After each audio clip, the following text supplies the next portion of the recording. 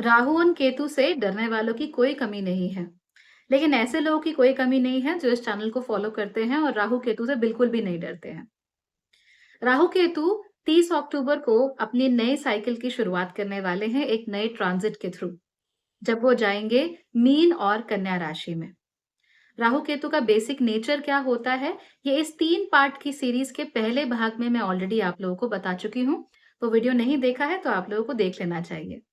आज की वीडियो में हम बात करेंगे कि राहु केतु के इस ट्रांजिट से इन जनरल क्या इफेक्ट पड़ने वाले हैं, और फिर इस सीरीज के तीसरे भाग में हम ये जानेंगे कि आपकी अलग अलग राशियों पर, लग्नों पर इस ट्रांजिट का डिटेल में क्या असर पड़ने वाला है। तो अगले 18 महीने चाहे 18 साल, अगर आप उन्हें बेहतर बनाना चाहते हैं तो इस वीडियो को पूरा देखिए, क्योंकि वीडियो बहुत डिटेल्ड होने वाला है, बहुत लंबा होने वाला है, और हो सकता है कि इसको पूरी तरीके से समझने के लिए आपको 1 या 2 बार देखने की ज़रूरत पड़े। So be very careful, be very attentive and start listening.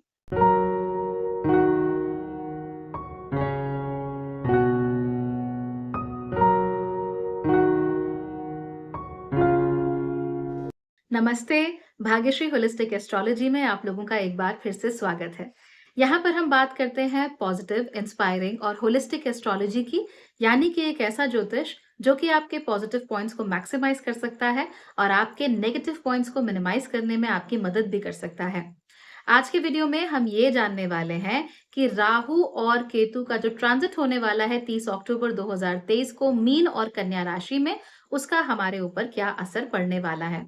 अगर आपको ये चैनल अच्छा लगता है, इसका कंटेंट अच्छा लगता है, मेरी पॉजिटिव, इंस्पायरिंग, होलिस्टिक एस्ट्रोलॉजी अच्छी लगती है, तो फिर इस चैनल को सब्सक्राइब करना और अपने दोस्तों के साथ शेयर करना बिल्कुल भी मत भूलिए। और अगर आप इस चैनल को सपोर्ट करना चाहते हैं, तो सब्सक्राइब के साथ में जो जॉइन बटन आ रहा है, उस पर क्लिक करके इस चैनल के मेंबर बन जाइए। ऐसा करने से आपके सभी वीडियोस जो हैं, वो दूसरों से कहीं पहले आप लोगों को देखने को मिल जाएँगे, और मैं कोशिश कर रही हूँ कि कम से कम 1 महीने पहले आप सारे वीडियोस देख सकें, so that you are well prepared for everything. इसके साथ-साथ ही एक्सक्लूसिव कंटेंट, चैट कॉर्नर्स, और इसके साथ ही जब भी आप मेरे किसी वीडियो पर कमेंट करेंगे तो आपके नाम के सामने एक खूबसूरत सा स्टार बैज बना हुआ आएगा। And of course I like seeing stars. So if you are interested you can definitely become a member of the channel. चलिए अब बात करते हैं राहु और केतु की। पिछले वीडियो में मैंने आपको बताया था कि राहु और केतु किसी भी एक राशि में 18 महीने बिताते हैं। जैसे गुरु हैं वो एक राशि में लगभग 1 साल बिताते हैं, मंगल जो है वो 1 सवा महीना बिताते हैं, वैसे ही शनि जो है वो 2.5 साल बिताते हैं। तो राहु और केतु का जो पीरियड है ये इनके बीच का पीरियड होता है, गुरु और शनि के बीच का पीरियड।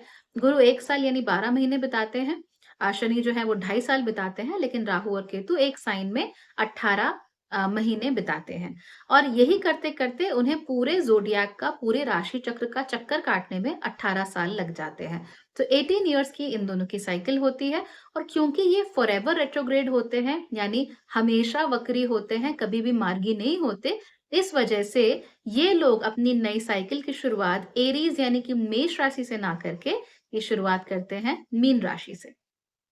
ओके, तो एरीज राशि में जाकर बाकी सारे ग्रहों की नई साइकिल शुरू होती है। जैसे जुपिटर गए थे, उनकी नई साइकिल एरीज से शुरू हुई, लेकिन राहु केतु की कहाँ से शुरू होती है? वो शुरू होती है मीन से। और अब राहु मीन में जा रहे हैं, केतु वर्गो में जा रहे हैं, यानी कन्या में जा रहे हैं, तो नई साइकिल वहां से शुरू होती है। तो अब जो भी होगा, जो भी बातें हम डिस्कस करने वाले हैं, उनका इंटेंस इफेक्ट वो चीजों को होते हुए आप अगले 18 महीनों में देखोगे, और फिर उनको अनफोल्ड होते हुए तो किस तरीके से फाउंडेशन रख रही हैं, क्या फाउंडेशन रख रही हैं, उसका हमारे जीवन पर एग्जैक्टली असर किस-किस तरह से, किन-किन तरीकों से पड़ेगा, ये सब आप अगले 18 साल में होते हुए देखोगे। एग्जाम्पल्स के माध्यम से पिछले साइकिल में क्या हुआ वो मैं आपको अच्छे से समझाऊंगी, सो दैट यू नो कि राहु केतु से डरने वाली कोई भी बात नहीं होती है।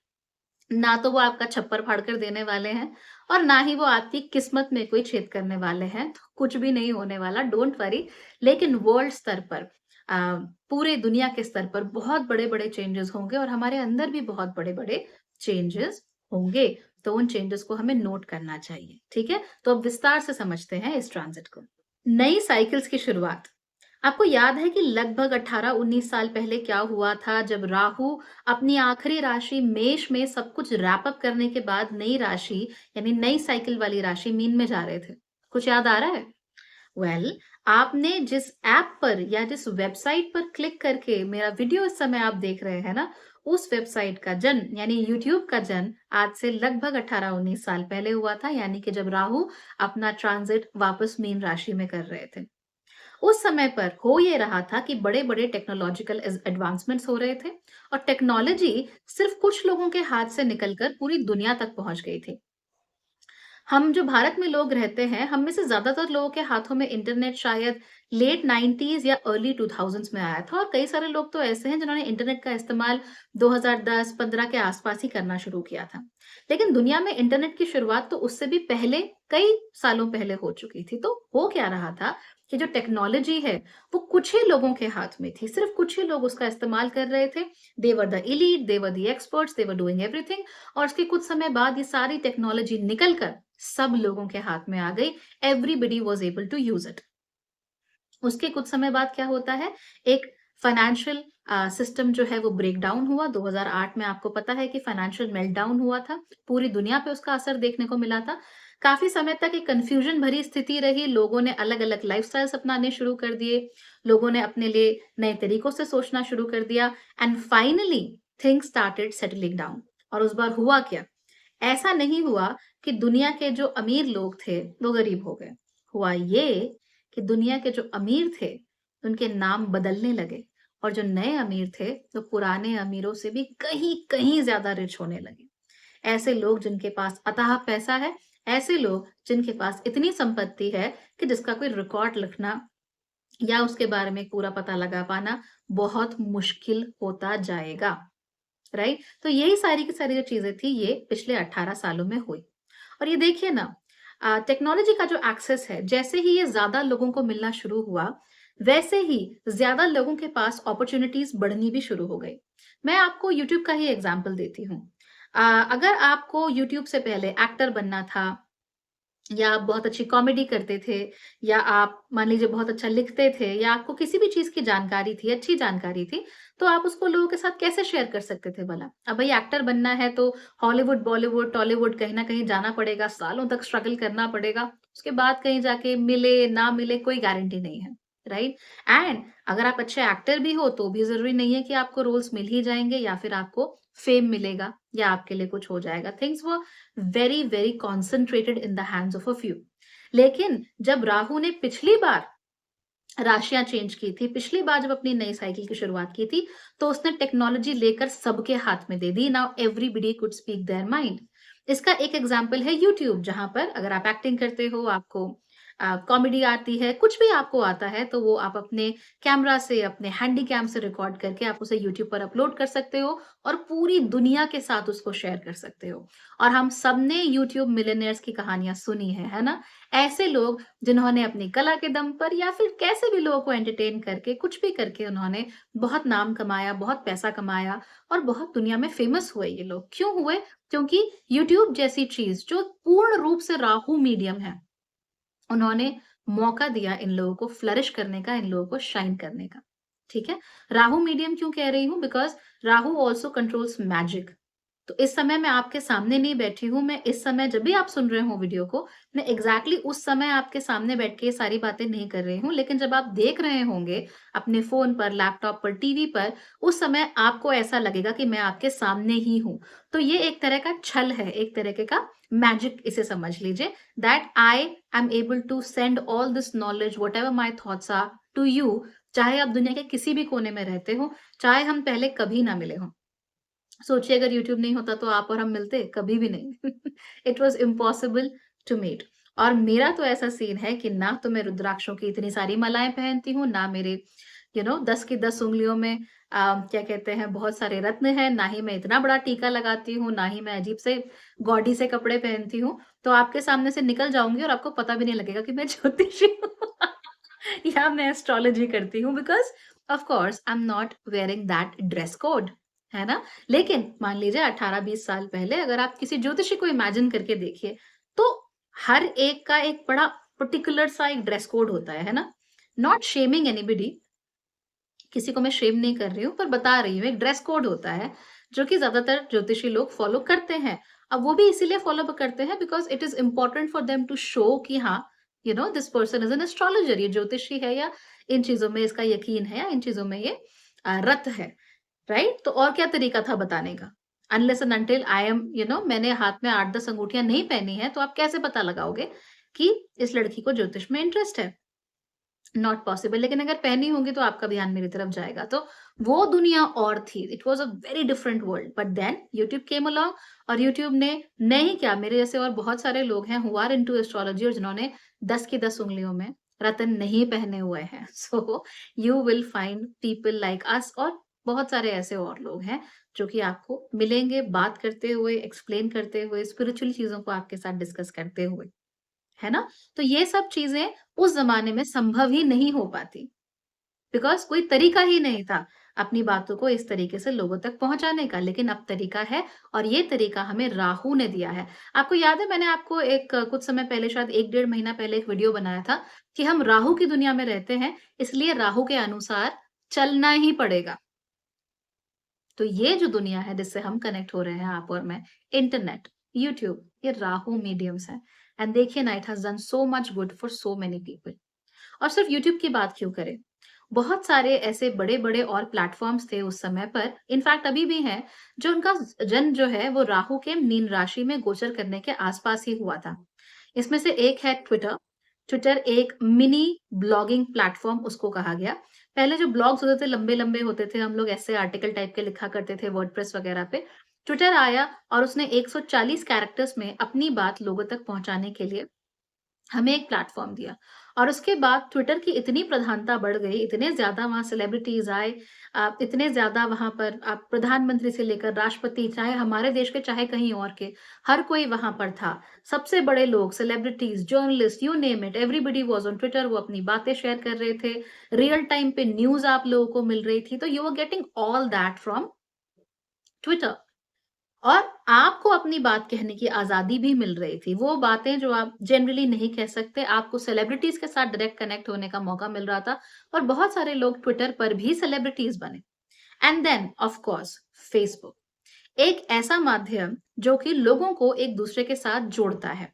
राहु-एस्क मीडियम, राइट? तो लोगों को एक-दूसरे के साथ जोड़ने का काम करता है। तो पहले आप कैसे मिलोगे लोगों से? या तो आप उनके साथ रहते हो या आप उनके साथ काम करते हो या एक ही शहर के हो, एक ही हॉबीज़ हैं या रिश्तेदारी है या मेबी आप सेम प्रोफ़ेशन में हो and you get to meet through conferences और व्हाटएवर। लेकिन फ़ेसबुक के थ्रू हम लोगों से हमने मिलना, उनसे जुड़ना शुरू किया। और इसके साथ-साथ ही फिर हमारी जो दुनिया है वो बहुत विस्तृत हो गई। Technically you could be a friend to anybody anywhere in the world. तो ये सारी की सारी जो चीज़ें थी, ये राहु-एस्क मीडियम है और सिर्फ़ यही 3 तो बड़े एग्ज़ाम्पल्स हैं। और भी बहुत सारी छोटी वेबसाइट्स थी जो कि फ्लरिश की। जितना उन्होंने लोगों को आपस में जोड़ने का काम किया, टैबूज़ ब्रेक करने का काम किया, उतना ही ज़्यादा वो आगे बढ़े। जितना ज़्यादा उनके अंदर ये टेंडेंसी थी दैट ग्रो क्विकली, जल्दी-जल्दी ग्रो करो। है ना? ऐसा नहीं करो कि धीमे-धीमे 25 साल बाद कुछ हो रहा है, ऐसा नहीं, they wanted to grow very quickly. अभी क्विकली ग्रो क्यों करने की इनकी सोच थी, वो भी बताती हूँ आप लोगों को।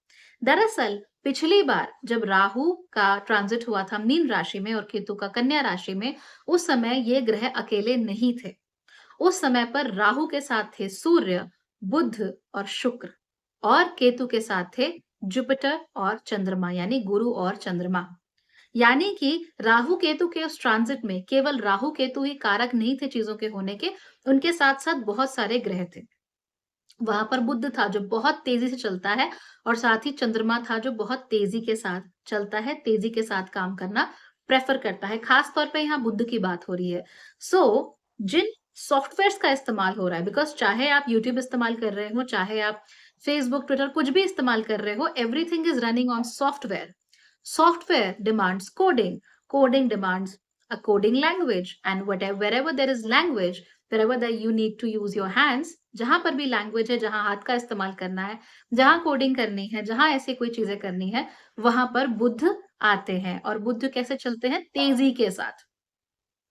तो जो भी कंपनीज उस समय पर थी, जिन्होंने एल्गोरिदम्स का इस्तेमाल किया, अच्छे एल्गोरिदम्स का इस्तेमाल किया, जिन्होंने की क्या कहते हैं, क्विकली ग्रो करने के बारे में सोचा, ये सारी की सारी जो कंपनीज़ थी, ये धीमे-धीमे आकर आज जायंट्स बन चुकी हैं। खैर 2004, 5 और 6 में तो ये 3 सबसे बड़ी कंपनीज़ लॉन्च हुई थी, लेकिन राहु केतु की नई साइकिल की शुरुआत तो हो ही चुकी थी।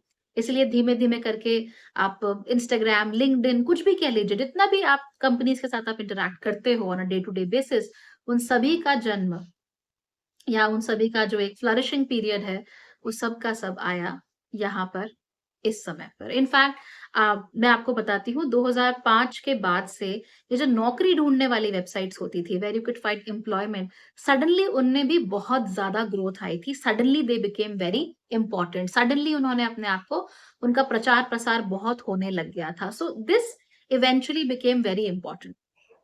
राहु जब मीन राशि में होता है, उस समय पर वो फॉरेन ट्रैवल की बहुत बात करता है, travelling from one place to another. और अगर आपको याद हो तो 2005, 2006 मतलब 2004 से 6 के बीच में कई सारी लो कॉस्ट एयरलाइंस जिन्होंने एयर फेयर को काफ़ी कम कर दिया था। पहले ऑब्वियसली जो लोग एयर ट्रैवल करते थे, उनके पास पैसा होना चाहिए, you need to have money right?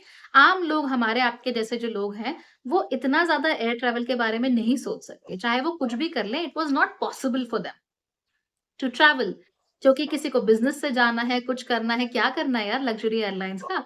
तो उस समय पर गो एयर, स्पाइस जेट इस तरह की बहुत सारी एयरलाइन्स आई और उन एयरलाइन्स ने जो ट्रैवल है, ख़ास तौर पे जो एयर ट्रैवल है, उसको लोगों के लिए और सस्ता और सुगम किया।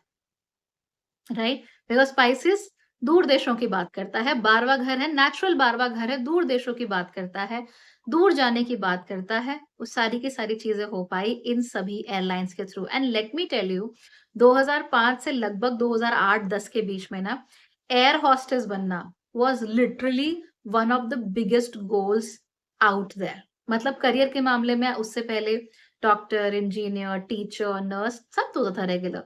लेकिन सडनली एक नया व्यवसाय, एक नया प्रोफ़ेशन जन्म लिया। हम छोटे शहरों के बच्चों के लिए, मिडल क्लास बच्चों के लिए, वो था एयर होस्टेस बनना। If you can talk politely, if you are tall, if you meet their standards, you can become an air hostess. आप दुनिया घूम सकते हो, आप पूरा भारत घूम सकते हो। आप you can have a good lifestyle, you can make good money and you can lead a good life. है ना? तो ये सारी की सारी चीज़ें भी संभव हो पाई। तो आप समझ रहे हो कि जब राहु केतु का इस तरह से ट्रांजिट होता है, जब वो नए साइकिल्स की शुरुआत करते हैं, तो वो नए पैटर्न्स को भी जन्म देते हैं। अभी जब ये वीडियो मैं फ़िल्म कर रही हूँ और जब ये वीडियो शायद आप तक पहुँचेगा, उस वीडियो में या उस वीडियो के समय पर राहु मेष राशि में है, मेष राशि के अंतिम दौर में है। तो यहाँ पर वो चीज़ों को एंड कर रहे हैं, रैप अप कर रहे हैं।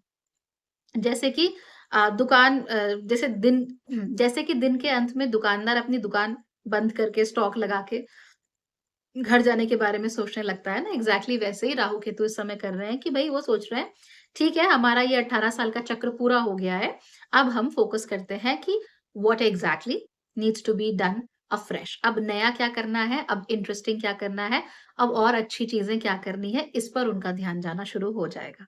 एक बात ज़रूर ध्यान में रखिए कि राहु किन ग्रहों के संपर्क में है, ख़ास तौर पे राहु, केतु भी ऑफ़ कोर्स बट राहु वो किन ग्रहों के संपर्क में है, इससे बहुत ज़्यादा फ़र्क पड़ता है। और पिछली बार जब ट्रांज़िट हुआ था, उस समय एग्ज़ैक्ट पोज़ीशंस क्या थी, मैंने आपको बताई। उस समय पर जुपिटर वक्री थे, राहु सूर्य, बुध और शुक्र के साथ थे, केतु वक्री जुपिटर यानी गुरु और चंद्रमा के साथ थे, मंगल उस समय अपनी एक्सॉल्टेशन की राशि कैप्रिकॉर्न में थे और जो शनि थे, वो एक बेहद कम्युनिकेटिव, एक बेहद चैटी राशि जेमिनी में थे।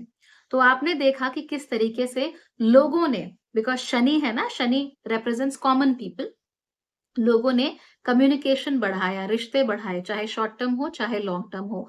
किस तरीके से ब्यूटी इन्फ्लुएंसर्स की बाढ़ आ गई। आपने नोट किया है ना ये चीज़ खास तौर पे राहु के माध्यम से। क्योंकि वहाँ पर सूर्य थे, इसलिए सूर्य के होने की वजह से वहाँ पर नार्सिसिज़्म में भी काफ़ी बाढ़ आ गई। A lot of people and their narcissistic tendencies वो भी बाहर निकल कर आई और ये तो कुछ भी नहीं है। Information and communication became very quick. तो मान लीजिए अगर आप 2000 में जी रहे हैं, आपको इन्फॉर्मेशन चाहिए, आप एक छोटे शहर में रहते हो and you need some information कैसे पाओगे? इंटरनेट आपके पास हो सकता है कि आपके पास एक्सेस ना हो, इंटरनेट है भी तो बहुत स्लो है, so it's not really working out for you. Mobile phones हैं बट उसके प्लान्स बहुत महँगे हैं और ज़रूरी नहीं है कि जिसको आपको फ़ोन करना है उसके पास भी मोबाइल फ़ोन हो ही। So it's was not exactly a time जहाँ पर कम्युनिकेशन बहुत आसान था, है ना? और 2000 की तो बात छोड़िए, उससे पहले भी 1995-96 में कैसे कम्युनिकेट करते थे? मतलब I was born in the 90s और मुझे भी वो अंतर्देशीय जो चिट्ठियाँ हैं नीले रंग वाली, वो मुझे भी याद है बिकॉज़ छोटे शहरों के लोगों के लिए कुछ नहीं था। शायद बड़े शहरों में एमटीएनएल वगैरह चलता हो, लोगों के पास एक्सेस हो, पर छोटे शहरों में ये नहीं होता था। उसके बावजूद जब राहु आए मीन राशि में, केतु जब कन्या में आए, तो उन्होंने अपॉर्च्युनिटीज़ सबके लिए खोली, कम्युनिकेशंस की अपॉर्च्युनिटीज़। तो मोबाइल फ़ोन्स बिकेम वेरी कॉमनप्लेस। आपको स्टॉक इन्वेस्टमेंट करनी हो, चाहे आपको इंश्योरेंस खरीदना हो, चाहे आपको किसी से बात करनी हो, सारी की सारी चीज़ें ऑनलाइन हो गई। आपको मैसेज भेजने की ज़रूरत नहीं थी, पेजर करने की ज़रूरत नहीं थी। आप लोग इंस्टेंट मैसेजिंग ऐप्स के थ्रू किसी से भी इंस्टेंटली कनेक्ट हो सकते थे और इंस्टेंटली बात कर सकते थे। So you see that Rahu generally has a people effect. लोग उसे उसके साथ जोड़कर देखते नहीं हैं, लेकिन राहु के जो इफ़ेक्ट्स होते हैं, वो बहुत बड़े स्केल पर अक्सर देखने को मिलते हैं। People don't give Rahu credit for that, लेकिन राहु के जेन्युइनली आप देखिए जो इफ़ेक्ट्स हैं, वो इस स्केल पर नहीं होते, वो इस स्केल पर होते हैं। क्योंकि राहु ऐसा ग्रह है जो पिन पॉइंटेड काम करता ही नहीं है। राहु की क्या आदत है कि वो हर चीज़ को एक्सप्लोड कर देता है, जो है उससे 300 गुना बढ़ा देगा। तो मैंने आपको बताया था ना कि जुपिटर क्या करता है, वो 1 का 3 करता है, लेकिन राहु 1 का 300 करता है, उसकी आदत है। इसीलिए the scale of Rahu is always huge, it's never happening on a small scale. Pin pointed चींटी वाले स्केल पर नहीं हो रहा है, हाथी वाले स्केल पर काम हो रहा है। ठीक? सो यहाँ पर ये पीपल इफेक्ट आपको देखने को मिलेगा। So now because of Rahu and Ketu's triggers, जो उनको ट्रिगर, एक तो उनका खुद का ट्रांजिट हुआ वो अलग, उसके साथ जो उनका ट्रिगर हुआ वो आया जुपिटर, मून और स्पेशली बुध, शुक्र और सूर्य का जो ट्रिगर था राहु के पीछे, जो कि Rahu is the more active one, वो बहुत ज़्यादा चला और दुनिया लिटरली 18 साल में पॉइंट ए से पॉइंट ज़ेड तक कब पहुँची पता ही नहीं चला, एवरीथिंग जस्ट चेंज्ड, राइट?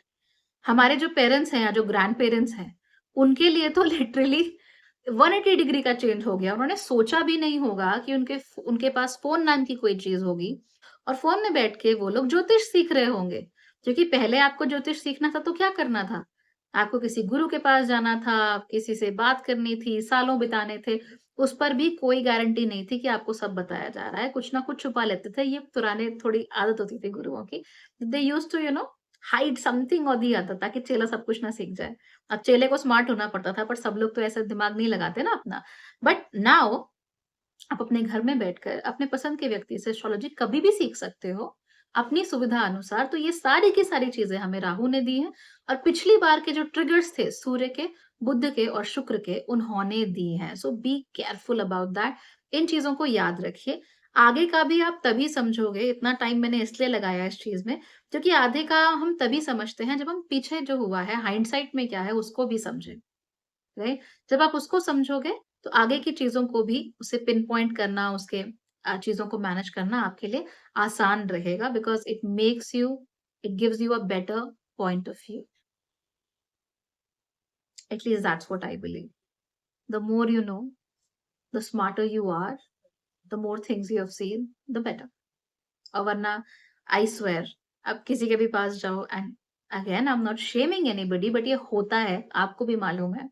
कि आप किसी के पास जाएँ, अ, यहाँ तो स्पेशली बहुत होता है कि something happens, you go to somebody and then say कोई विधवा स्त्री है या कोई काले रंग की स्त्री है आपके आस-पास या कोई ऐसी स्त्री है जो पतली सी है और हल्का सांवला-सा रंग है।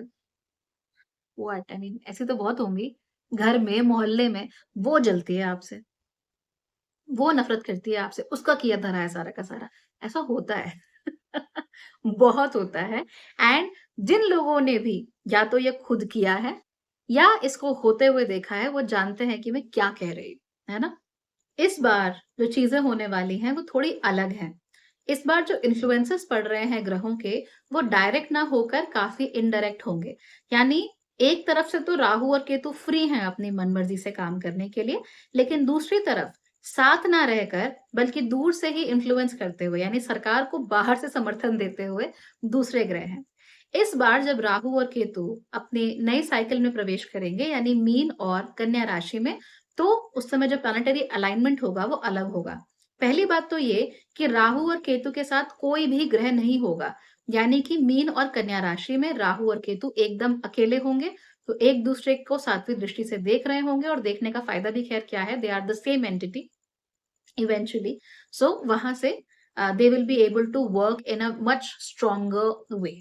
ठीक है, ये अपनी मन मर्जी से काम ज्यादा कर सकते हैं, इसीलिए जो अच्छे रिजल्ट्स आ सकते हैं कुछ लोगों के लिए वो भी थोड़े से एक्सट्रीम में होंगे, और जो खराब रिजल्ट्स आ सकते हैं वो भी थोड़े से एक्सट्रीम में होंगे।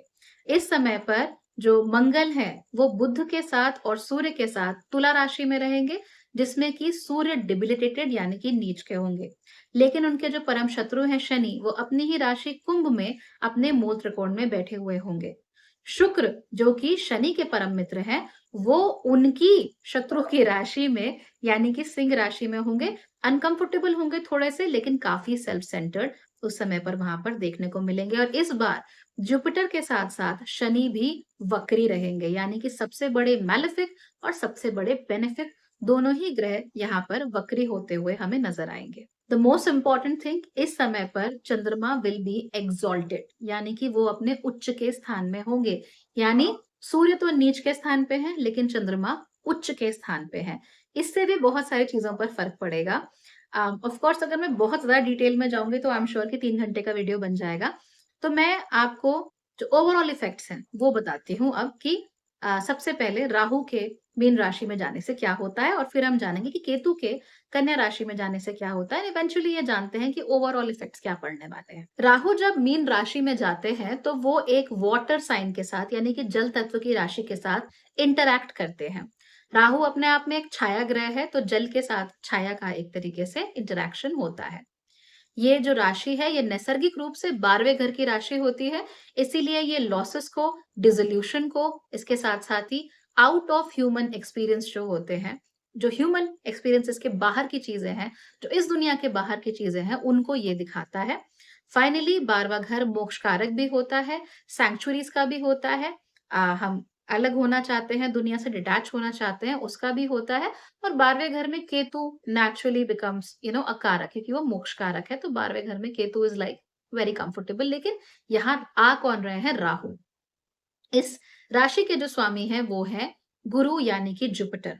अब राहु की आदत मैंने आपको थोड़ी देर पहले बताई थी कि राहु हर चीज को एक्सप्लोड कर देता है, राइट। अब इस राशि के जो स्वामी हैं वो है गुरु, यानी कि जुपिटर। मैंने आपको राहु की एक आदत बताई थी। राहु एक का 300 कर देते हैं, यानी कि it blows everything out of proportion. लेकिन जो गुरु हैं वो चीजों को बढ़ाते हैं अच्छे तरीके से, ताकि आप उन्हें संभाल भी पाए। जब राहु किसी राशि में जाते हैं तो उस राशि में जो स्वामी होते हैं उनकी तरह बिहेव करना शुरू कर देता है, या फिर उस राशि में जो ग्रह बैठे हुए होते हैं उनके साथ, उनके सानिध्य में उनके जैसा बिहेव करना शुरू कर देता है। तो पिछली बार जब राहु का मीन राशि में ट्रांजिट हुआ था तो वहां पर सूर्य थे, जिन्हें वो नेचुरली ग्रहण लगा देता है। तो जहाँ एक पॉजिटिव सेल्फ इमेज होनी चाहिए वहां नार्सिसिज्म प्रत्यक्ष रूप से दिखने लगता है। जहां बुद्ध है वो क्विकली चीजों को करना चाहते हैं, वहां पर राहु उसको सुपर क्विक कर देते हैं, right. So it's not like कि चलो आपने आज सुबह टेलीग्राम भेजा तो आपको 2 घंटे में मिल गया, नहीं, ऐसा कुछ नहीं है। सुपर क्विक है। जैसे पहले एनईएफटी होता था। आई डिस्टिंक्टली रिमेम्बर कि आपने अगर किसी को एनईएफटी के थ्रू, नेट बैंकिंग के थ्रू पेमेंट की है तो एकदम से उनके पास पेमेंट जरूरी नहीं है कि पहुंच जाए। क्लियरेंसेस लगभग 2-2 घंटे में होती थी, इसीलिए 2 घंटे हम वेट कर लेते थे कि पेमेंट अटकी पड़ी है। 2 घंटे बाद पता लगता था कि हाँ भैया पेमेंट सामने वाले के पास पहुंच गई। आरटीजीएस वगैरह इस तरह की जो पेमेंट्स होती थी उसमें भी यही होता था। लेकिन अभी क्या है, आपके पास यूपीआई है ना? तो आप झटके से कहीं पर भी पेमेंट कर सकते हो, चाहे ₹1 की हो, चाहे 1,00,000 की हो। So this can be done very very easily, है ना? तो राहु हर चीज को क्या करेगा? एक्सप्लोड कर देगा। अब जब वो यहाँ पर आता है, कहाँ पर? मीन राशि में। तो और कोई ग्रह तो यहाँ पर है नहीं, तो वो और किसी ग्रह को इमिटेट नहीं कर सकता है। छाया है ना, तो किसी की तो छाया बनेगा, तो और कोई ग्रह है ही नहीं जिसको वो इमिटेट कर सके, इसीलिए वो गुरु को इमिटेट करना शुरू कर देगा। एक तरीके से कृत्रिम गुरु यहाँ बनने की कोशिश करेगा। तो क्या यहाँ पर गुरु बनने के बाद वो गुरु की तरह रिजल्ट देगा? क्योंकि गुरु तो भैया मीन राशि में अच्छे ही होते हैं, देयर इज़ नथिंग रॉन्ग, अपनी स्वयं की राशि है उनकी। नहीं, ये गुरु जैसा दिखता है पर गुरु है नहीं, है ना? यानी गुरु की तरह इसकी रंग, रूप, क्वालिटीज़ वैसे ही बना लेगा लेकिन गुण गुरु वाले नहीं होते हैं। जो डेप्थ होती है गुरु के कैरेक्टर में वो नहीं होती है। जो उसके पास विज़डम है, नॉलेज है, ज्ञान है, वो नहीं होता है। वो अलग बात है कि राहु अपने आप में बड़ा भारी ज्ञानी प्लैनेट है, तो ऐसा नहीं है कि stupid planet, it's a very intelligent planet. लेकिन क्योंकि ये किसी और को कॉपी कर रहा है, तो कॉपी इज़ नेवर अ 100%। आप भी जब फोटोस्टैट कराते हैं, चाहे कलर फोटोस्टैट ही कराएँ, तो भी 100% ब्यूटीफुल रिप्रोडक्शन तो हो नहीं सकता ना उस चीज़ का। तो जो भी होता है it's like a copy eventually, it's not the real thing. तो हम उसी कॉपी के साथ, उसी फोटोस्टैट के साथ या उसी कृत्रिम गुरु के साथ यहाँ पर काम कर रहे हैं। तो अब देखने में क्या आएगा देखिए। ऐसे समय पर जो फेक गुरुज़ होते हैं ना, उन पर बड़ा ध्यान जाता है, बहुत फ़ोकस होता है। लोग मैंने अभी आपको एक वीडियो बनाया था, अभी रिसेंटली मैंने उसमें कहा था कि आप लोग जीवन से भागकर कहाँ जाओगे? अगर आपने अभी तक वो वीडियो नहीं देखा है, तो प्लीज़ उस वीडियो को आप ज़रूर देखिए। मैं कमेंट्स में भी उस वीडियो को नीचे उसका लिंक जो है पिन्ड कमेंट में डाल दूँगी, उसको ज़रूर देखिए, it's a very important one.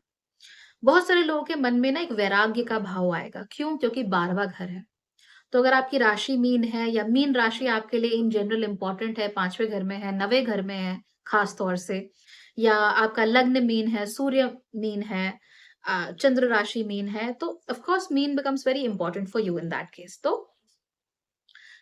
ऐसे लोगों के मन में वैराग्य का भाव बड़ा उत्पन्न होगा। दे विल बी लाइक, क्या है दुनिया, वी वांट टू गो, मन नहीं लग रहा है। इन्फॉर्मेशन ओवरलोड भी तो हो गया है ना। अब मर्करी के साथ मिलके इन्फॉर्मेशन तो बहुत दी राहु ने हमें, लेकिन इतना ओवरलोड हो गया, नोटिफिकेशंस पे नोटिफिकेशंस, इट्स क्रेजी। मतलब मैं हमेशा फ़ोन साइलेंट पे रख के नोटिफिकेशंस ऑफ रखती हूँ। कई बार तो मैं लिटरली जाके ऐप वाइज़ नोटिफ़िकेशंस बंद करके फ़ोन साइलेंट पे करती हूँ। इनफैक्ट अभी भी ऐसा ही है मेरे फ़ोन पे, because I go crazy with the notification, ping, ping, ping, ping हर वक़्त बजते रहते हैं। It's just too much, handle नहीं होता। But I am not alone. हो सकता है कि आपको ये लगता हो कि नोटिफ़िकेशंस आपको परेशान नहीं करती, पर कर रही हैं, आप तंग आ रहे हो, ओवरलोड हो रहा है। So you are like, I just want to leave everything, हमें सब कुछ छोड़ना है और हमें जाना है यहाँ से। We are not interested. तो ऐसे में क्या होता है, या मान लीजिए आप किसी रिश्ते से बहुत परेशान हैं, आपको मालूम ही नहीं चल रहा है कि भैया प्रॉब्लम क्या है, तो ऐसे में आप किसी फेक गुरु के चक्कर में पड़ गए, किसी बाबा जी के चक्कर में पड़ गए, किसी फलाने-फलाने तांत्रिक के चक्कर में पड़ गए, किसी फलाने-फलाने, ये तो बाबा जी ऐसा कर देते हैं, वैसा कर देते हैं, चमत्कारी हैं, सौतन समस्या, प्रेम विवाह, और क्या होता है, अ, सरकारी नौकरी, क्या, I mean you have scene those right? I am sure you have scene those. Pamphlet से जैसे होते हैं, उसमें लिखा रहता है कि प्रेम विवाह, सौतन समस्या, बच्चों का व्हाटएवर, कपने कपड़े कटना-फटना और हाँ, विदेश यात्रा, शादी-ब्याह में problem, whatever problems you are, बाबा जी को एक बार सेवा का मौका अवश्य दें, वरना गारंटीड 100% पैसे वापस। तो these are not your gurus. लेकिन आप जब उनके पास जाते हो, तो आप गुरु की भावना के साथ ही जाते हो। तो उन्हें भी मालूम है कि वो गुरु नहीं है आपके, आपको नहीं मालूम। So, an interest in fake gurus also arises. और ये जो फेक गुरुज होते हैं, ये आपको कभी सही बात नहीं बताएँगे, आपके भले की बात नहीं बताएँगे। क्योंकि हमारे भले की बात जो होती है, उसकी 2 कैरेक्टरिस्टिक्स होती है। दोनों में से या तो एक होती है या दोनों होती हैं। या तो वो चीज़ बहुत सिंपल और बोरिंग होती है ना? या तो वो चीज़ थोड़ी कड़वी लगती है। और जो फेक गुरु होता है, जिसे आपके हित की चिंता नहीं होती, वो आपसे कभी भी कड़वी बात बोलता ही नहीं है। वो आपसे हमेशा मीठी बात बोलता है। वो आपको हमेशा सब्ज़-बाग दिखाता है। वो आपको हमेशा आसमान में कबूतर दिखा के आपकी जेब लूट लेता है। और जब आप अपनी श्रद्धा में कुछ इश्यू होते हुए देखते हो, तब तक श्रद्धा तो बन चुकी होती है आपकी, अब श्रद्धा में इश्यू होते हुए देखते हो, तो या तो आप डिल्यूज़नल हो जाते हो, क्योंकि आपको ये लगता है कि आपसे गलती हुई है और गलती मानना इतना आसान नहीं होता। ये मैंने होते हुए देखा है, फॉर रियल अपनी आँखों के सामने से, कि एक खास बाबा के भक्त, हुँ, उनको उनके जो काले कारनामे थे वो सामने आए, और उसके बाद वो भक्त जो दिन-रात उन बाबा का नाम लेता था, सडनली उसने ऐसा बिहेव करना शुरू कर दिया जैसे वो कभी थे ही नहीं उसकी लाइफ़ में। उन्होंने वो जो एक चैप्टर था अपने जीवन का, जहाँ पर अम, वो बाबा उसके एग्ज़िस्ट करते थे। उस चैप्टर को अपने मेमोरी से हटा दिया है। They are like delusional completely. वो मानना ही नहीं चाहते कुछ गलत हुआ है क्योंकि उनकी श्रद्धा के साथ खिलवाड़ हुआ है और ये श्रद्धा के साथ खिलवाड़ है, ये लोगों को बहुत दुखी कर देता है। आप मान लीजिए आप कहीं चाय पीने गए, ठीक है? और आपको वहाँ की चाय अच्छी नहीं लगी, तो आपको वो गहरा दुःख नहीं महसूस होता। यू आर लाइक घटिया चाय है यार, गुस्सा आता है and you like will never come back again. कोई एस्ट्रोलॉजर है, मान लीजिए मैं ही हूँ, आप सोचते हैं कि मैं आपको बताऊँगी कि ये वाला अंगूठी पहन लीजिए, मैंने आपको नहीं बताया, आप कहेंगे यार घटिया एस्ट्रोलॉजर है, छोड़ो उसे कुछ नहीं आता, है ना? बट आपकी श्रद्धा को ठेस नहीं पहुँचेगी। लेकिन ये जो गुरु बनते हैं, ये श्रद्धा को ठेस पहुँचाते हैं, क्योंकि आपकी श्रद्धा वैसी ही होती है, लेकिन उनका विश्वास वैसा नहीं होता है। और मैं आपको हमेशा ही कहती आई हूँ कि रियल गुरु में और फेक गुरु में डिफरेंस करना सीखिए। अगर आपको नहीं पता तो मैं आपको एक क्लू दे देती हूँ, उससे आपको समझ में आ जाएगा। जो फेक गुरुज़ होते हैं ना, वो एक कल्ट ऑफ पर्सनैलिटी होते हैं। Everything is about them, everything is about the Baba, the Guru, the everything. है ना? वो सिर्फ़ अपनी बातें करते हैं, मैं। और ये मत समझिए कि मैं दुनिया के सबसे बड़े गुरुओं की बात कर रही हूँ, नहीं। कुछ तो अचीव किया होगा उन लोगों ने। मैं तो ऐसे लोगों की बात कर रही हूँ जो रोज़मर्रा की ज़िंदगी में गुरु बनते फिरते हैं। बहुत सारे लोग हैं ऐसे हू डू दैट। छोटे शहरों में, छोटे कस्बों में, गाँवों में साधु का वेश बनाकर आ रहे हैं या इस तरीके से धर्म को, स्पिरिचुअलिटी को बदनाम बहुत लोग करते हैं, छोटे-छोटे स्तर पर। हमारा ध्यान सिर्फ़ बड़े पर रहता है। हम सोचते हैं कि अच्छा गुरु मतलब वो वाले बाबा जी खराब हैं, वो कुछ नहीं कर रहे। Who knows about them but on a smaller scale you see this happening on an everyday basis. Shraddha के साथ इस तरह से खिलवाड़ होता है। तो बहुत सारे लोगों के श्रद्धा के साथ ऐसे खिलवाड़ हो सकता है because you get attracted towards fake gurus तो उनको उनको डिसाइड करने का वेदर दे आर रियल और फेक एक ही तरीका है। You see how narcissistic they are. जब नार्सिसिज्म ज़्यादा होता है, जब अपने पे फ़ोकस ज़्यादा होता है, ना कि आइडिया पर, ना कि आध्यात्मिकता पर, तब आप समझ सकते हो कि इनकी जो भावना है, वो पवित्र नहीं है। क्योंकि जो गुरु होता है, उसकी भावना हमेशा ही पवित्र होनी चाहिए। जिसकी भावना पवित्र नहीं है, वो गुरु नहीं हो सकता। एंड हाँ, मैं सिर्फ रिलिजियस और स्पिरिचुअल गुरुज़ की बात नहीं कर रही हूँ। ये गुरुज़ एंड पंडित्स जो हैं, क्योंकि ये बज़वर्ड्स हैं ना, जैसे मार्केटिंग गुरु, मार्केटिंग पंडित, सेल्स पंडित, ऐसे बहुत सारा हर किसी को बोलते हैं। They can also be completely fake. Um, ये आप लोगों ने देखा होगा, बहुत सारे स्कैम्स होते हैं, जिसमें कि ये लोग दिखाते हैं कि हमारे पास बहुत पैसा है। ये पैसा हमने फलाना काम करके कमाया। देखो मैं लैम्बोर्गिनी के सामने 2 लड़कियों के साथ फ़ोटो खिंचवा रहा हूँ। हुँ, लैम्बोर्गिनी किराए की, लड़कियों को भी मॉडल्स हैं, ₹500 में शूट के लिए लेकर आए हैं या ₹1000 में शूट के लिए लेकर आए हैं और आपके सामने एक नोटों की गड्डी पकड़ के आपके सामने they are trying to show कि दे आर वेरी वेल्दी। फिर वो कहते हैं कि मैंने इतना पैसा कमा लिया, मेरे पास तो कुछ नहीं था, मेरे पास देखो कितना सारा पैसा आ गया और अब देखो कि मैं आपको यही पैसा कमाना कैसे सिखाता हूँ। तो ये व्यक्ति भी क्या कर रहा है? ये फेक गुरु बन रहा है, फेक पंडित बन रहा है। हिंदू धर्म वाले गुरु पंडित नहीं, जो वर्ड गुरु और पंडित इस्तेमाल होता है ना कि आप किसी चीज़ के बिल्कुल एक्सपर्ट हो, ये वाली चीज़। एक्सपर्ट तो कोई नहीं हो सकता। आज मैं हूँ, चाहे दुनिया के सबसे बड़े एस्ट्रोलॉजर्स क्यों ना हो, जिन्हें 25-30 साल का एक्सपीरियंस हो, वो भी 100% एक्सपर्ट किसी चीज़ में नहीं हो सकते because astrology is a very vast subject. तो हर कोई कहीं न कहीं एक-दूसरे से थोड़ा आगे है, थोड़ा पीछे है but we can not claim to be the ultimate expert of anything. और आप किसी भी अच्छे बड़े एस्ट्रोलॉजर से बात करोगे, तो वो कभी भी आपको बघार कर ये नहीं कहेगा कि मेरे को सब आता है, वो ऐसे नहीं करते। वो ये कहते हैं कि मुझे इतना आता है, मैं इतना जानता हूँ और बहुत हम्बल होते हैं, बहुत हम्बल लोग होते हैं। मैं जितने भी ऐसे लोगों से मिली हूँ जो कि जीवन में कहीं पहुँच चुके हैं, राइट? वो हम्बल होते हैं। कभी चिल्लाकर, चीख कर नहीं बोलते कि हम ये हैं, right? So that happens.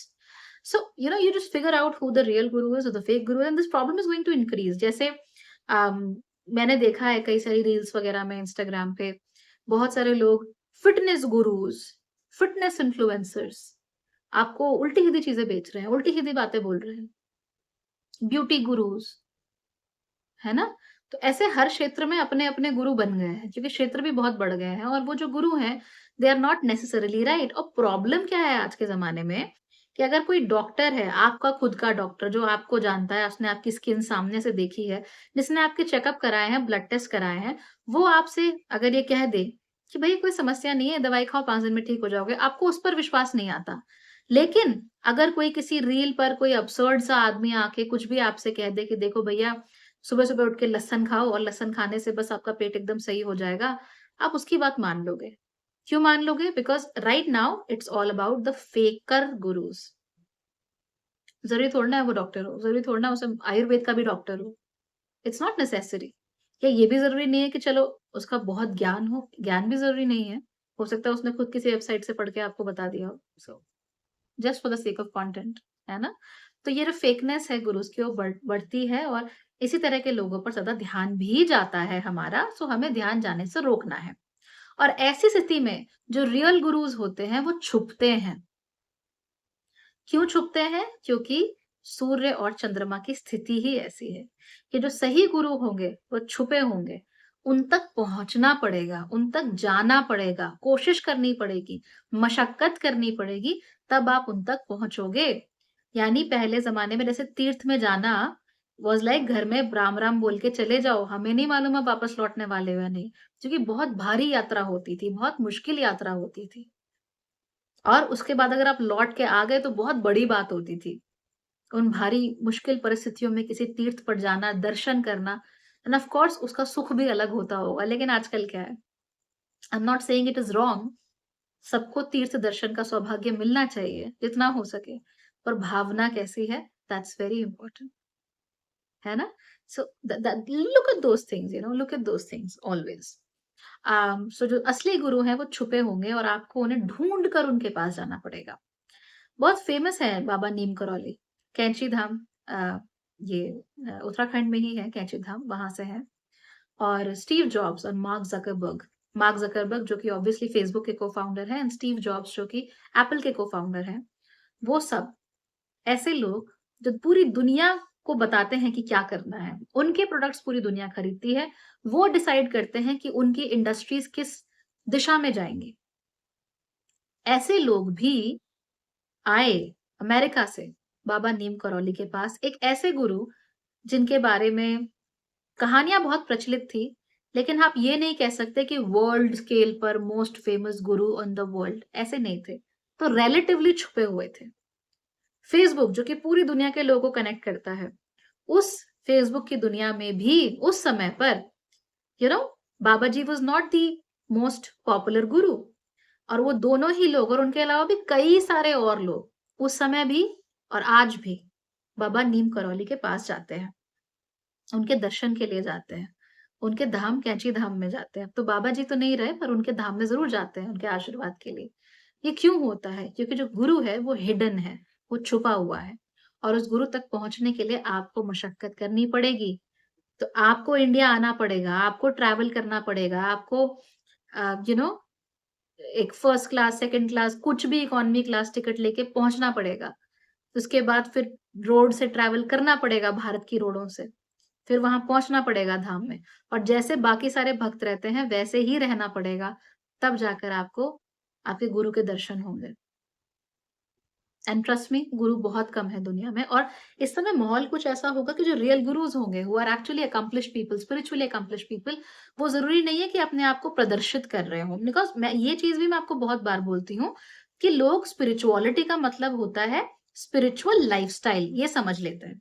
Spirituality का मतलब है आध्यात्मिक रूप से प्रगति करना। हमारे लिए स्पिरिचुअलिटी का क्या मतलब हो जाता है कि हमने मंत्र अपने कंधे पर गुदवा लिया, अपने हाथ पर गुदवा लिया, ये हमारी स्पिरिचुअलिटी हो जाती है।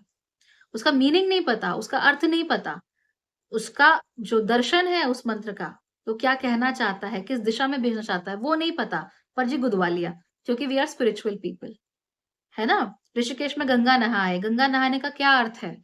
क्या रिप्रेजेंट करती है गंगा? और क्यों गंगा इतनी पवित्र है, वो तो समझा ही नहीं। तो मन तो मैला रह गया, तन धुल गया।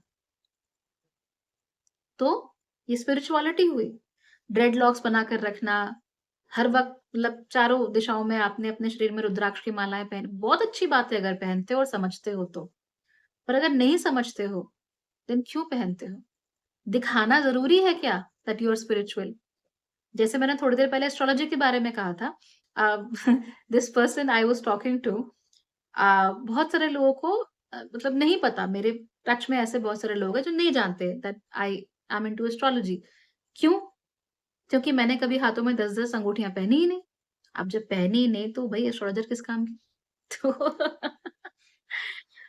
उन्होंने ऐसे ही बात करते-करते कहीं से बात निकली और वो चौंक गए। उन्होंने कहा, "you are an astrologer?" I said, "हाँ।" कहते, "तुम ज्योतिषी हो?" मैंने कहा, "हाँ जी।" अ, लाइक "क्या प्रॉब्लम है? कुछ प्रॉब्लम है क्या?" ही इज़ लाइक, "लगती नहीं हो।" देन मैं भी कन्फ्यूज़ हो गई। मुझे लगा कि ज्योतिषियों का ड्रेस कोड क्या है जो मैंने फॉलो नहीं किया। But I was very happy actually कि मैं ड्रेस कोड को फॉलो नहीं किया। सो यहाँ क्या हो रहा है? You are looking at people जो कि गुरु तो हैं, स्पिरिचुअल तो हैं बट ओवरटली दिखा नहीं। मैं अपना एग्ज़ाम्पल ये मत समझिए कि मैं खुद को बहुत बड़ी गुरु मान रही हूँ। एक एग्ज़ाम्पल दे रही हूँ कि मेरे साथ क्या हुआ था कि वो जो गुरु हैं, हो सकता है कि आप जहाँ रोज़ सब्ज़ी लेने जाते हो, वो वहीं सब्ज़ी लेते हों, आप ही के साथ काम करते हों। आप ही के मोहल्ले पड़ोस में रहते हो, आपको पता ही ना हो। क्यों ना पता हो? क्योंकि वो अपने आप को प्रदर्शित करने में यकीन नहीं रखते। वो आपके सामने गाना-बजाना करने में यकीन नहीं रखते, ये ढोल पीटने में कि मैं गुरु हूँ, मेरी तरफ देखो, मैं तो आध्यात्मिक बहुत प्रगति कर ली है, मैं तो बहुत आगे बढ़ गया। ऐसा नहीं बोलते। लेकिन कुछ लोगों को of course they have to sell their content और whatever they have to find something to live by. So they are like I am spiritual, I am spiritual, I am spiritual. Don't do this. अच्छा नहीं होता। क्योंकि उसकी ज़बानी बात ज़्यादा हो रही है, लिप सर्विस ज़्यादा हो रही है, उसको आत्मसात नहीं किया गया है। आप आत्मसात कर लोगे तो शायद आपको बाहरी सिम्बल्स की ज़रूरत इतनी नहीं रह जाएगी। और तब अगर आप कोई बाहरी सिंबल अडॉप्ट कर भी लो, टू बी वेरी ऑनेस्ट, तो उसका मीनिंग होता है। कोई भी चीज़ अगर आपको पानी है, स्पिरिचुअली भी प्रोग्रेस करनी है, तो आप भागकर आश्रम जाकर या कंदरा में जाकर चुपचाप से बैठकर स्पिरिचुअल नहीं हो सकते। उसके लिए भी कष्ट झेलना पड़ता है, उसके लिए भी साधना करनी पड़ती है। उसके लिए अपने मन को, अपने वचन को, अपने कर्म को, अपनी देह को साधना पड़ता है। So nothing comes easy. अगर आपको स्पिरिचुअली भी प्रोग्रेस करनी है ना, तो जूड़ा बनाकर, रुद्राक्ष लगाकर आप प्रोग्रेस नहीं कर सकते। अच्छी बात है रुद्राक्ष पहनना, बट स्पिरिचुअली प्रोग्रेस ऐसे नहीं होती। जो आपको स्पिरिचुअल प्रोग्रेस चाहिए, जो आप स्पिरिचुअल प्रोग्रेस दिखाना चाहते हो, उसके लिए वर्षों तक साधना करनी होती है। ऐसे ही वो चीज़ नहीं आ पाती। इसीलिए प्रदर्शन जो असली लोग हैं एक्चुअल में गुरुज़ हैं, वो प्रदर्शन नहीं कर रहे हैं। आपको खुद उन्हें ढूँढना होगा, आपको खुद उन तक जाना होगा और जब तक आप रियल और फेक गुरुज़ के बीच का फ़र्क नहीं समझते, तब तक आप उन्हें भी नहीं पहचान पाओगे। आप ये बोलोगे कि ये कैसा गुरु? ये इतने भक्त हैं इसके। ओ बाबा जी को देखो, उनके यहाँ तो हर रोज़ 20-30 लोगों की भीड़ लगी रहती है। You getting it? That's the difference between the two. खैर, ये तो हो गई गुरुओं की बात। ये मैंने इस पे इतना डिस्कशन इसलिए किया है because it happens on an everyday basis और लोगों का नुकसान बहुत होता है। खैर, इसके अलावा जो लोग टैबूज़ को ब्रेक करते हैं, बाउंड्रीज़ को तोड़ते हैं, नई चीज़ें आगे करते हैं, वो इस समय पर बड़ा फलते-फूलते हैं। जिनका राहु पॉज़िटिवली एक्ट करता है, बहुत सारे लोगों का करता है, वो लोग भी इस समय पर काफ़ी फलते-फूलते हैं क्योंकि वो बाउंड्रीज़ में, रूढ़ियों में, ऑर्थोडॉक्स थिंकिंग में यकीन नहीं रखते। अगर आप भी ऑर्थोडॉक्स होंगे बहुत ज़्यादा तो हो सकता है कि आपने कभी सोशल मीडिया इस्तेमाल ही ना किया हो। लेकिन कुछ लोग थे जिन्होंने इसको उसको आइडिएशन किया, विजुअलाइज़ किया, उसे बनाया और देखिए कि वो आज कहाँ पहुँच गए हैं। That is what positive Rahu does. It gives you so much so quickly. And if you deserve it, if you are worth it, you'll be able to keep it. वरना राहु जितनी जल्दी देता है, उतनी जल्दी छीन भी लेता है। लेकिन अगर आप वर्दी हैं, आप काबिल हैं, आप डिज़र्व करते हैं, जेन्युइनली डिज़र्व करते हैं, तो राहु जल्दी से देता भी है, लेकिन इतनी आसानी से छीनता नहीं। ये बहुत कम केसेज़ में होता है in general. You have to have that planetary position और उसके साथ-साथ ही आपको अपॉर्च्युनिटी मिलनी चाहिए, उसके साथ-साथ ही आसमान में ग्रहों की स्थिति भी आपके अनुकूल होनी चाहिए, तो बहुत सारी चीज़ें होती हैं, बट हाँ, राहु देता है और बहुत ज़्यादा जेन्युइनली छप्पर फाड़ के दे सकता है। इस समय पर as I said foreign travels बहुत बढ़ती हैं। इसके साथ-साथ ही कई सारे लोग on a large scale because Rahu works on a large scale तो बहुत सारे लोगों का अपने घर से दूर जाना भी होता है। तो you can see expats coming here and there, tourism का बढ़ना स्पेशली स्पिरिचुअल टूरिज्म का बढ़ना इस समय पर काफ़ी ज़्यादा हो सकता है क्योंकि लोग खोजेंगे, सर्च करेंगे और हमारे मन के अंदर भी ऐसी भावना होगी छुपाने की। अब हम भी अगर स्पिरिचुअल हो रहे हैं तो ज़रूरी नहीं है कि हम भी सबको गाते फिरें, हम अपने तक रखेंगे। यूट्यूब पर या किसी और माध्यम से, किताब के माध्यम से अगर हम पढ़ सकते हैं तो हम पढ़ेंगे, इन्फ्लुएंस होंगे, ये सब हम करेंगे लेकिन ज़रूरी नहीं है कि सबके सामने गाएँ कि हम ऐसा कर रहे हैं। तो यही छुपाने की भावना, अपने तक रखने की भावना, अंतर्मुखी होने की भावना लोगों में ज़्यादा बढ़ेगी। और ऐसे में जो इंट्रोवर्ट्स हैं, फिर उनकी चाँदी है बिकॉज़ उनको तो एक्सपीरियंस है अंतर्मुखी होने का, तो वो बाज़ी मार ले जाते हैं अक्सर। इस समय लोगों के अंदर एक टेंडेंसी बहुत बढ़ जाती है, वो है डिसअपियर होने की। अब घर से भागने वाला डिसअपियर नहीं, इसका मतलब है कि आप दुनिया से थोड़ा कटना चाहते हो। तो जैसे कई-कई दिनों तक सोशल मीडिया का इस्तेमाल नहीं किया, अपने फ़ोन से नोटिफ़िकेशंस ऑफ कर दी, मन करने लगा कि कुछ दिन के लिए ही सही किसी आश्रम में हो आएँ, जैसे उत्तराखंड चले गए, हिमाचल, कश्मीर चले गए, कुछ दिनों के लिए अपने आप को काटा, इसीलिए ट्रैवल भी बहुत बढ़ेगा। Do you want to remove yourself from everyday life, वो जो इन्फॉर्मेशन ओवरलोड है हर चीज का, उससे आप खुद को अलग करना चाहते हो, ये हो जाता है। So will be like you will B detached, मन उछटेगा, सबका उछटेगा, लेकिन जो ऑब्वियसली जिनके लिए मीन राशि ज्यादा इंपॉर्टेंट है उनका कुछ ज्यादा ही उछटेगा। तो they will be like we want to go away somewhere, हम कुछ और नया एक्सपीरियंस करना चाहते हैं, हम इससे दूर भागना चाहते हैं किसी ऐसी जगह पर जहां पे शांति हो। तो वहाँ पर आपका मन ज़्यादा जाएगा, ठीक है? इसके साथ-साथ ही ड्रीम्स में आपको बहुत मैसेजेस आएँगे, डेजा वूज़ आप लोगों को ज़्यादा होंगे। फ्लैशेस जिन लोगों को आते हैं या आपको चीज़ों का आभास होता है, ये होने वाला है, ये व्यक्ति अच्छा है, ये व्यक्ति खराब है, ये भी बातें बहुत सारे लोगों के अंदर नेचुरली डेवलप होंगी, नेचुरली बढ़ेंगी। तो इनको आप लोग देख सकते हो। जिनका पॉज़िटिव राहु है, एज़ आई सेड, उनके लिए तो काफ़ी अच्छा समय है, they will be able to do very well. पर जिनका नेगेटिव राहु है, वो लोग फ़ॉल्स आइडियल्स के पीछे भी भागेंगे और फ़ॉल्स आइडियल्स को प्रोपेगेट करना भी शुरू करेंगे, है ना? खराब बातें, फ़ॉल्स बातें, जैसे किसी को ये कह देना कि क्या कह देना? मतलब कुछ भी फ़ॉल्स चीज़।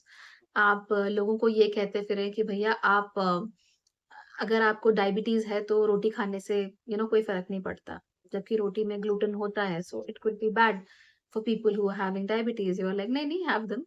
तो ये दिक्कत हो सकती है ना? That you are telling false ideals to people, you are telling false things to people, आप उसे प्रोपेगेट कर रहे हो on a very large scale. तो दैट कैन टोटली हैपन। इसके अलावा भी हम नोट करेंगे कि जो लोग हैं वो इन जनरल नई चीज़ों की तरफ, इंटरेस्टिंग इनोवेटिव चीज़ों की तरफ उनका ध्यान ज़्यादा बढ़ेगा। जैसा कि मैंने आपसे कहा, do not rush to make spiritual progress, ये इस समय पर बहुत ज़रूरी है, अदरवाइज़ गलती करने के चांसेस बहुत ज़्यादा हैं। जैसे हम कहते हैं ना कि ये खास ड्रिंक अभी बनाएँ, पिएँ और 5 दिन में 10 किलो घटाएँ। इट्स इम्पॉसिबल, बट आपका ध्यान जाता है और आप सोचते हो कि ट्राई करके देखते हैं क्या जाता है। तो यही अप्रोच आप हर जगह लगाओगे, स्पिरिचुअलिटी में भी अगर लगाने लगे तो दिक्कत हो जाएगी। वो तो अपने हिसाब से ही चलती है, हर किसी के लिए अलग-अलग चलती है, क्विक फिक्सेस यहाँ पर इस्तेमाल नहीं हो सकते। चलिए अब बात करते हैं कि जब केतु कन्या राशि में जाएँगे, तो हमें क्या देखने को मिलेगा?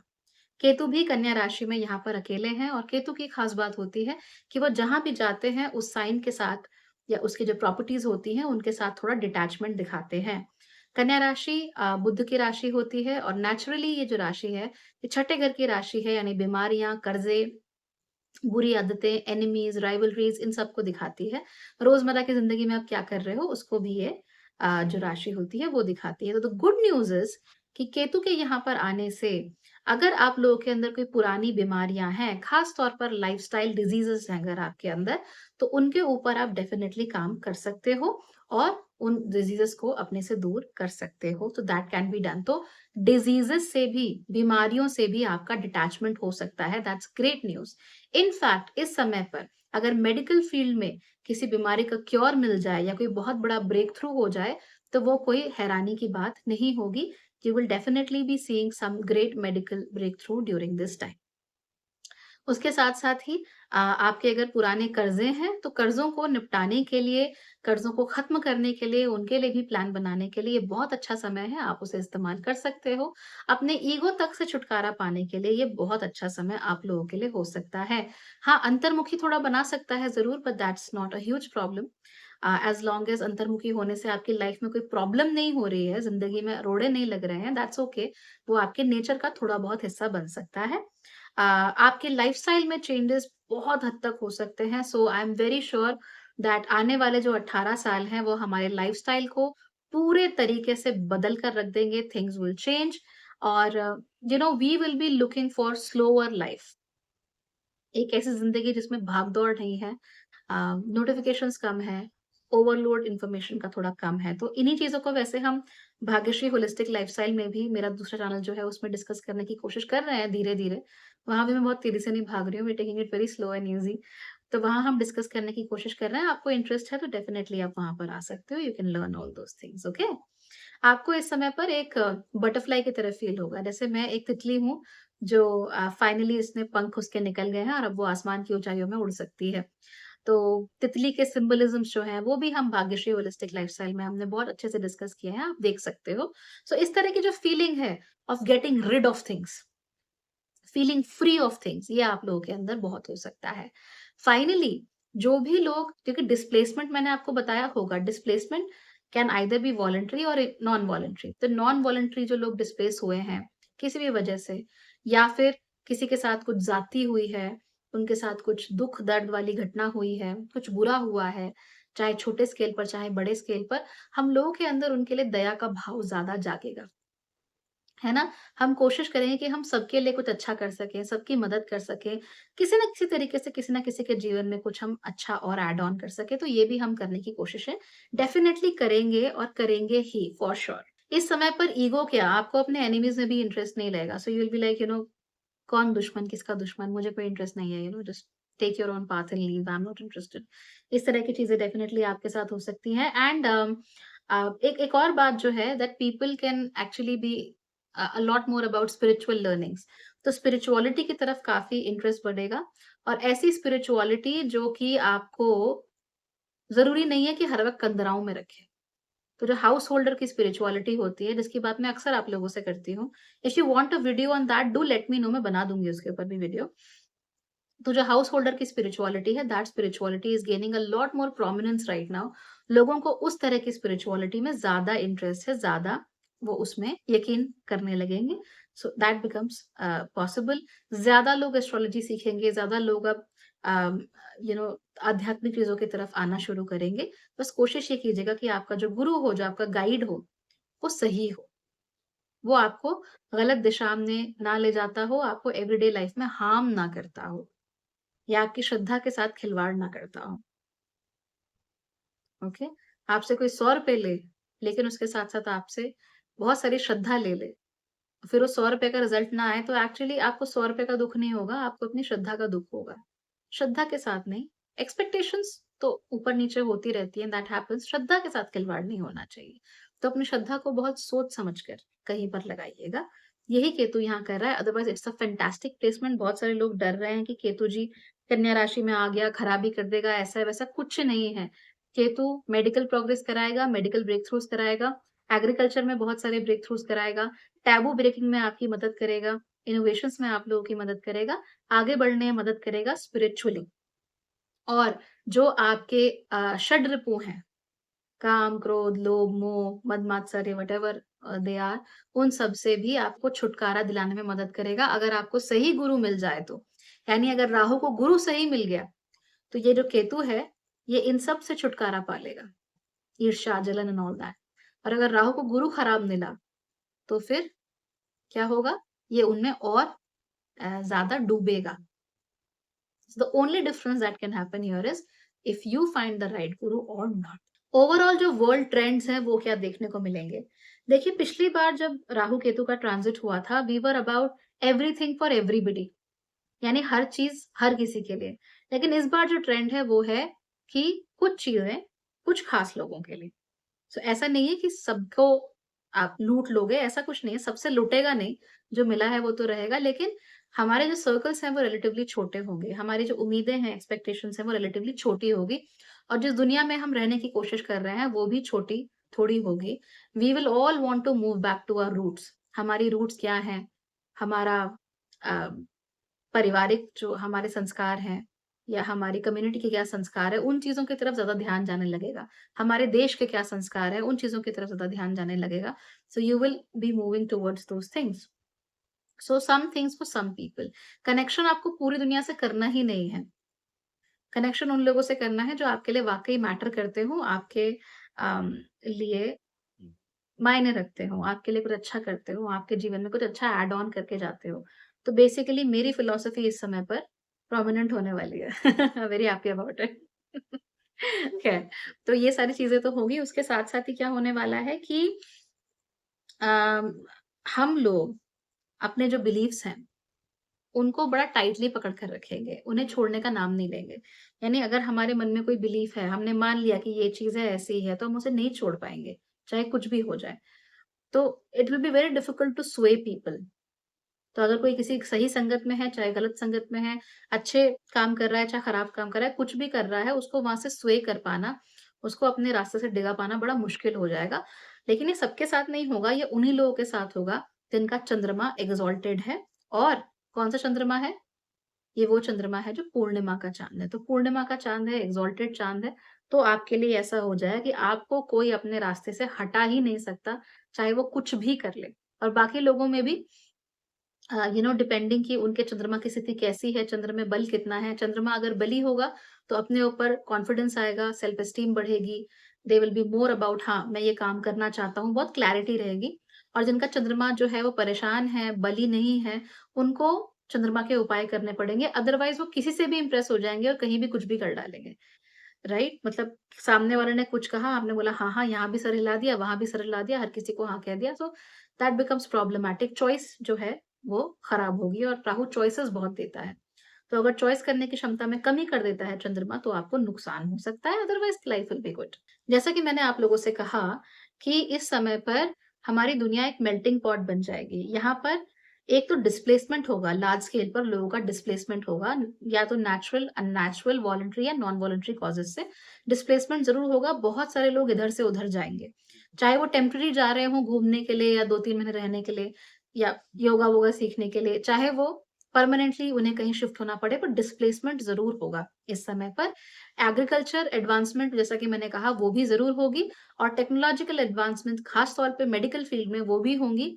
हालाँकि इन चीज़ों का किसी क्राइसिस के बाद होना ज़्यादा लाइक्लीहुड है उसका कि समथिंग हैपेंस, जैसे विपरीत राजयोग में होता है ना कि something unpleasant happens and then उसके बाद जाके चीज़ें सुधरती हैं या कुछ ब्रेक थ्रू होता है। ठीक वैसे ही यहाँ पर होने की संभावनाएँ हैं।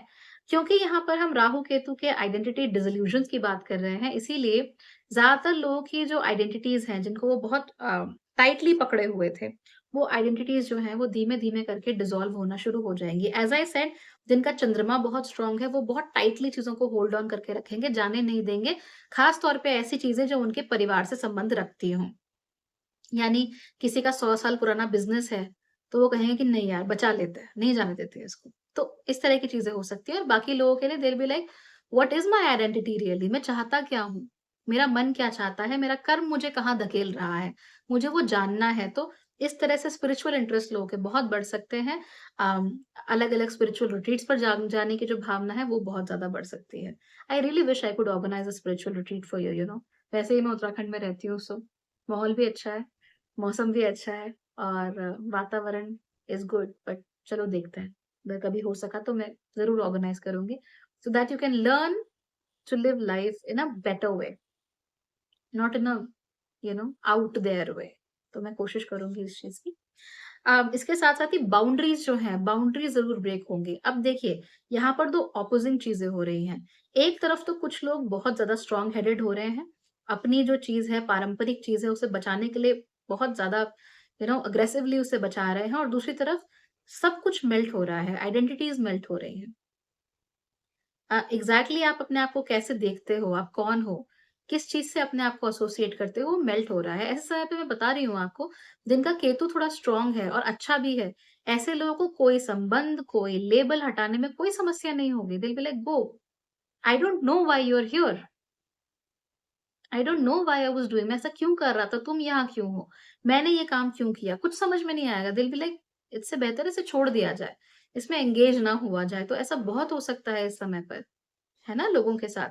स्पिरिचुअली इंक्लाइंड लोगों के साथ तो और ज़्यादा हो सकता है। दे विल बी लाइक, मैं क्यों सर दर्द ले रहा हूँ अपने सर पे?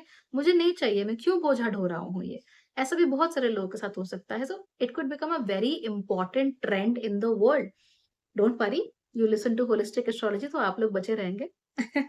बिकॉज़ आप लोग हर चीज़ को होलिस्टिकली समझते हो, तो उसके जो कारण हैं उसे समझते हो। छप्पर फूटने की या इस तरह की फालतू चीज़ों की उम्मीद नहीं करते, सो यू विल बी फाइन। ये जो बाउंड्रीज़ ब्रेक होंगी, जो टैबूज़ ब्रेक होंगे, जो आइडेंटिटीज़ का डिसोल्यूशन होगा, उससे कुछ नया, कुछ बेहतरीन निकल कर आएगा। जैसे कि समोसे का एग्ज़ाम्पल लेते हैं। आपको पता है समोसे का ओरिजिन शायद इंडियन नहीं है। समोसा मिडल ईस्ट से या ऐसे ही कहीं से हमारे देश में कुत्ता-फांता पहुँच गया और शुरुआत में समोसे में आलू होते ही नहीं थे, उसमें मीट होता था, राइट? क्योंकि you know it was something that was used as a travel kind of food शायद ट्रैवल करने के लिए लोग यूज़ करते होंगे उसको या क्विकली कंज़म्पशन के लिए इस्तेमाल करते होंगे। सो धीमे-धीमे जब वो इंडिया पहुँचा, अब इंडिया पहुँचने के बाद जो समोसा है, उस समोसे में बदलाव हुआ। क्यों? समोसे की जो आइडेंटिटी है वो चेंज हुई, है ना? तो समोसे की आइडेंटिटी जब चेंज हुई तो उसमें थोड़े से एक्स्ट्रा मसाले, उसमें वेजिटेरियंस के लिए, उसमें वेजिटेरियंस के लिए आलू भरना शुरू हो गया। तो आई डोंट थिंक किसी ने शायद बहुत कम ही लोग होंगे जिन्होंने मीट के समोसे के बारे में सुना भी होगा, वो इमेजिन भी नहीं कर सकते बट ऐसा होता था। सो उसमें आलू भर गया। आलू को अच्छे से बना के उसमें मसाले डाल के, उसमें पनीर डाल के, मटर डाल के और अच्छे से बना के उसे समोसा बना दिया। अब कमाल की बात ये है, ये पुर्तगालियों के साथ 150-200 साल पहले हमारे देश में आया था। तो सोचिए कि ये कितनी अलग-अलग चीज़ें हैं, जिनके एक साथ जुड़ने से आपका समोसा बन रहा है।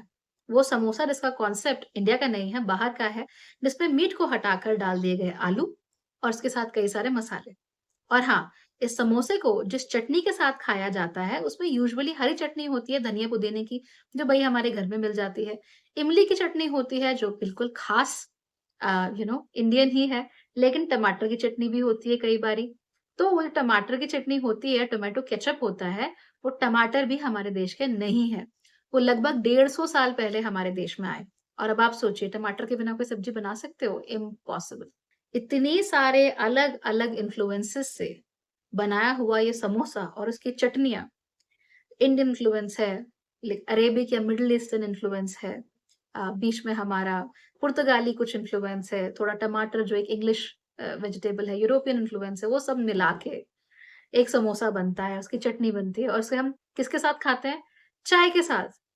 भारतीय चाय, वर्ल्ड फेमस। लेकिन वो जो चाय है, वो भी इंडियन नहीं है।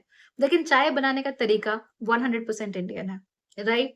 तो सोचिए, जब चाय और समोसा भी इतने सारे अलग-अलग इन्फ्लुएंसेस से अछूते नहीं रह पाए, तो हम और आप भला अछूते कैसे रहेंगे?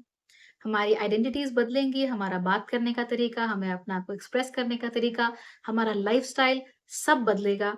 जो भी टैबूज़ हैं, जो बाउंड्रीज़ हैं, वो ब्रेक होगी and we will be entering a new era जहाँ पर लोग पहले से कहीं ज़्यादा स्पिरिचुअली इंक्लाइंड हैं, पहले से कहीं ज़्यादा समझ रखते हैं चीज़ों की और फूँक-फूँक कर कदम आगे बढ़ाते हैं। मुझे ऐसा लगता है कि जो हमारे नाना-दादा जैसा लाइफ़स्टाइल जीते थे, शायद हम लोग भी उसी तरह के लाइफ़स्टाइल की तरफ अपने कदम बढ़ाएँगे, चाहे 100% ना कर पाएँ, ऑफ़ कोर्स चूल्हे पे कोई खाना नहीं बनाना चाहता, लेकिन फिर भी किसी न किसी रूप में उनके आइडियल्स को, उनकी बातों को अपने में अपनाना ज़रूर शुरू करेंगे, ठीक? तो if you like to do that, do it. मैंने भाग्यश्री होलिस्टिक लाइफ़स्टाइल में एक नई सीरीज़ शुरू की है इंडियन फिलॉसफी की और बहुत जल्दी ही एक और नई सीरीज़ शुरू करने वाली हूँ। जो मेरी नानी और मेरे नाना मुझे सिखाते थे, उनका क्या लाइफ़स्टाइल है, उनकी क्या थिंकिंग है उसको लेकर आप चाहो तो वो देख सकते हो। आई होप आपकी मदद कर देगा, सो दैट आपको भी मालूम चले कि किसके साथ एंगेज करना है, कैसे जीवन जीना है। It will really be helpful for you. जिस ट्रांज़िट की मैं बात कर रही हूँ, ये 18 महीने लंबा ट्रांज़िट है। 30 अक्टूबर से ये ट्रांज़िट शुरू हो जाएगा और 18 महीनों का मतलब है कि बचा हुआ 2023 पूरा का पूरा 2024 और कुछ महीने 2025 के इस पूरे ट्रांज़िट में लग जाएँगे। आगे आने वाला जो हमारा जीवन है, बहुत इंटरेस्टिंग होने वाला है। अगर आप इसे समझना चाहें गहराई के साथ, तो of course you can ask me, I will either make a video और इट और समथिंग। मैं कोशिश करूँगी, पर इससे ज़्यादा डिटेल में आई थिंक सब लोग कन्फ्यूज़ हो जाएँगे, तो नहीं जानना चाहिए। हाँ, अगर आप लोग वाक़ई चेंज महसूस करना चाहते हैं, तो देखिए, आपकी सोशल मीडिया पे आपको क्या देखने को मिल रहा है? उस पर एड्स किस तरह के आ रहे हैं? टीवी पर किस तरह के एड्स आ रहे हैं? बड़ी-बड़ी कंपनियाँ अपने आप को क्या दिखाने की कोशिश कर रही हैं? क्या इमेज प्रोजेक्ट करने की कोशिश कर रही हैं? कौन-सा मैसेज आप लोगों तक पहुँचाना चाहती हैं? इन सब चीज़ों पर ध्यान दीजिए। सरकारें, बड़े लोग, इन्फ्लुएंशियल लोग किन चीज़ों को, किन मैसेजेस को आपके दिमाग में भर रहे हैं, उस पर आप लोग ध्यान दीजिए। आप ये राहु-केतु का पूरा जो खेल है, जो साइकिल है, वो सब समझ जाएँगे क्योंकि ये सारी चीज़ें इसके साथ जुड़ना शुरू हो जाएँगी। ठीक है? तो ध्यान देते रहिए। एक बहुत एक्स्ट्राऑर्डिनरी, बहुत अच्छा इवेंट होगा। राहु और सैटर्न जब एक-दूसरे को क्रॉस करेंगे। खैर ये इवेंट अभी काफ़ी दूर है, बट जब भी ये होगा, that will also trigger a lot of changes in our life and a hell lot of changes are going to happen. लेकिन फिलहाल के लिए ये चीज़ें आप नोट करेंगे। जैसे-जैसे इवेंट्स होते जाएँगे, वैसे-वैसे ऑफ कोर्स मैं वीडियोज़ बनाती रहूँगी ताकि आप चीज़ों को और गहराई से समझ सकें। फिलहाल के लिए इन चीज़ों पर ध्यान दीजिए। मैंने आपको बहुत गहराई से समझाने की कोशिश की है, ताकि अगले 18 साल आपके जीवन के बिना किसी इश्यूज़ के और बिना भटके हुए गुज़रें। तो कोई बात नहीं, अगर एक बार में सब कुछ ग्रास्प करना मुश्किल है, तो कोई बात नहीं, 2 बार सुनना, 3 बार सुनना, कभी 1 महीने बाद, कभी 2 महीने बाद सुनना, you will see that things are actually unfolding in the way that I told you, है ना? और जैसे वो अनफोल्ड होंगी, जैसा कि मैंने बताया, अपने आप को सँभाल कर रखना, सही गुरु की गाइडेंस लेना और भटकना मत। जब तक आप ऐसा करते रहोगे, तब तक सब सुखी रहोगे, सबके लिए अच्छा ही होगा, है ना? एंड इसके साथ-साथ ही अब मैंने 2 बातें कर ली, पहला मैंने वीडियो बना लिया था राहु-केतु क्या है उनके ऊपर, दूसरा हमने डिस्कस कर लिया कि राहु-केतु के मीन और कन्या राशि में जाने से क्या फ़र्क पड़ता है। इसके बाद जो अगला वीडियो आएगा, उसमें हम जानेंगे कि राहु-केतु के ट्रांज़िट का सभी 12 राशियों पर क्या फ़र्क पड़ने वाला है, तो उस वीडियो को भी ज़रूर देखना। That will really be helpful अगले 18 महीने और इसके साथ-साथ ही आने वाले 18 सालों के लिए भी। Alright, good luck. Thank you so much for watching.